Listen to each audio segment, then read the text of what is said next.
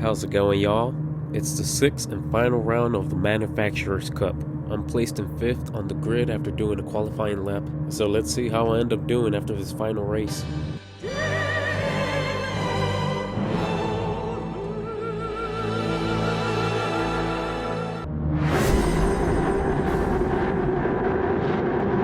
My strat for this race is to start on the hard tires and to keep my pace around 80 to 85%. I want to start off by saying in the beginning when I entered this event, I didn't know which car manufacturer to go with. I picked Honda because fucking VTEC, bro. Nah, but to be honest, it's because the NSX was the car I was just familiar with.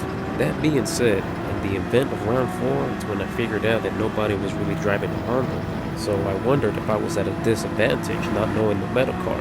It didn't really matter though, I drove as hard as I could. But driving as best as you can, it won't eliminate situations like this.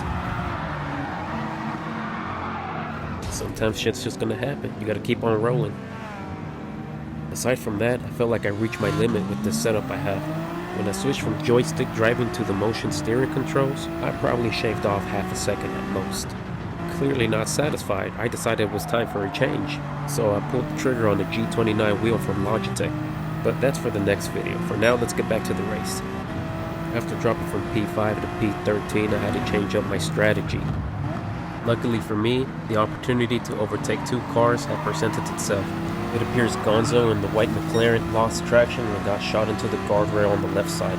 I couldn't tell if it was because of me or if I had made contact with his bumper. Either way, I do apologize if I was at fault.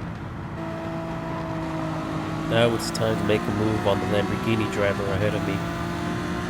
Riding in the slipstream, I had gained enough speed, so I decided to go for an attack on the inside. I managed to execute the maneuver and overtake him. I got too focused on trying to create a gap between me and the Lamborghini driver that I carried too much speed, making me run wide on this section. Because of this mistake, I ended up losing 2 positions.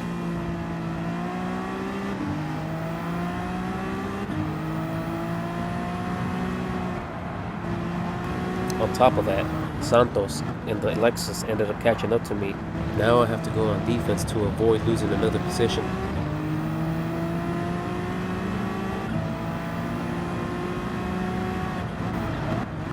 In the 3rd lap, I ended up catching up to the Lamborghini driver, but not enough to make a move.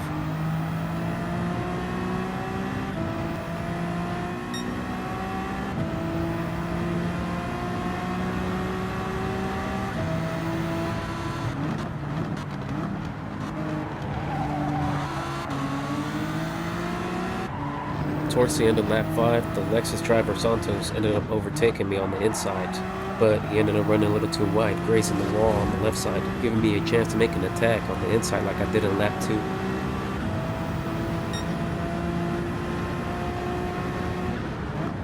He makes a mistake running a little too wide, allowing me to retake P11.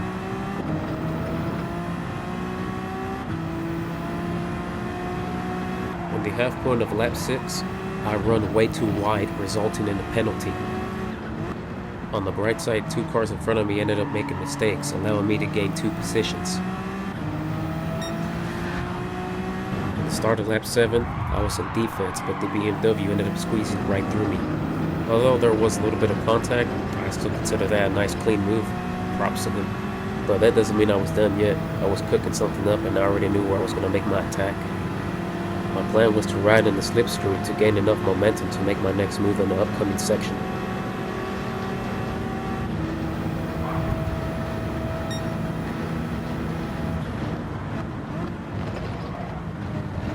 And just like that, I was back in P9. Now I had to create a gap big enough between me and the BMW driver because I still had a penalty to serve.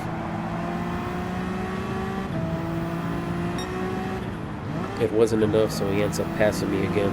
I wasn't too worried about it though, because I knew if I was driving my lines, I'll be able to catch up to more drivers up ahead.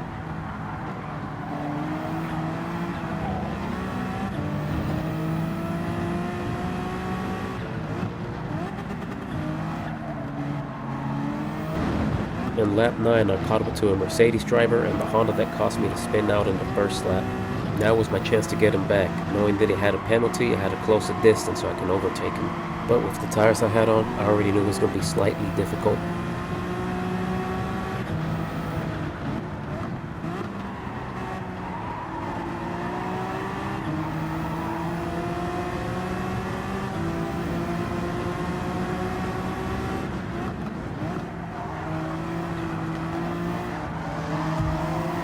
Just wanted to say that slight tap on the bumper was not intentional. However, I'm fully aware it's what caused him to lose traction and go straight into the guardrails. My apologies. The battle between me and the fellow Honda driver cost me time, giving the opportunity for the Ferrari driver to overtake me.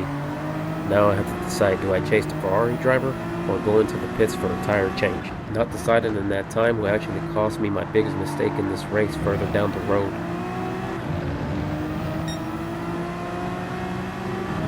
And there it was, crossing the pit lines.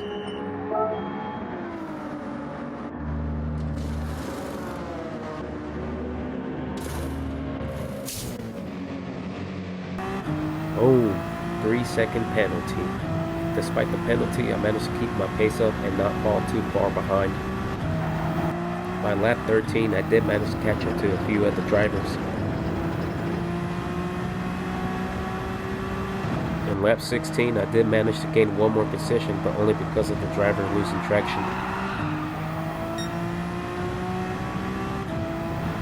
I end up finishing this race in 8th place. It could have been better, but it wasn't bad at all. My results on how I did in this event will be posted up here shortly. If you managed to make it to the end of the video, I just want to say thanks for watching.